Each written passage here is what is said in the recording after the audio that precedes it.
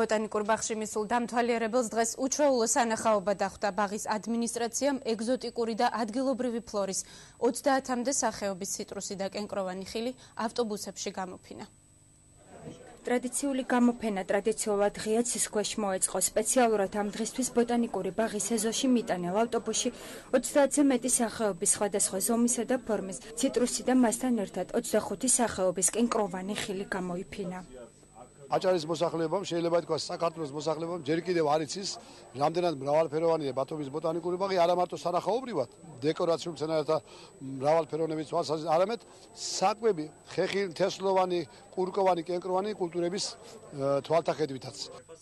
ბოტანიკური ბაღის დირექტორი ამბობს, რომ გამოფენის მიზანი ბაღის პოპულარიზაციაა და მისი ეკონომიკური მნიშვნელობის ხაზგასმაა. ამ მასშტაბის პირველი გამოფენა იყო, იდეა გასულ წელს დაიბადა, მაგრამ წელს იყო რომ გამოფენასთან დაერთო დეგუსტაცია როგორც ხილის, ასევე ხილისგან დამზადებული წვენებისა და ჯემების. ეს არის ძალიან მნიშვნელოვანი იმის წარმოჩენისთვის, რომ რამდენად მრავალმხრივად შეიძლება იქნას გამოყენებული ხილი.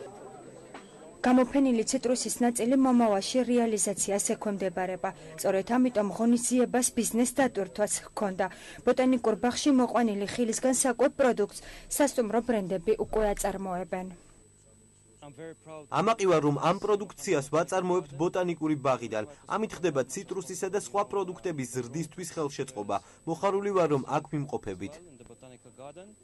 რეგიონის სოფლის მეურნეობის მინისტრის მოადგილე ეგზოტიკური ჯიშების პოპულარიზაციის მნიშვნელობაზე საუბრობს და ამ მხრივ ბოტანიკური ბაღის განსაკუთრებულ როლზეც.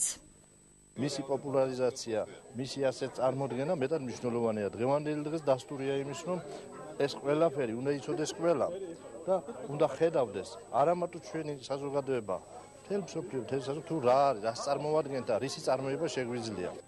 გამოფენის ფარგლებში დამთვალიერებლებს ხილის დეგუსტაციის საშუალებაც ჰქონდათ.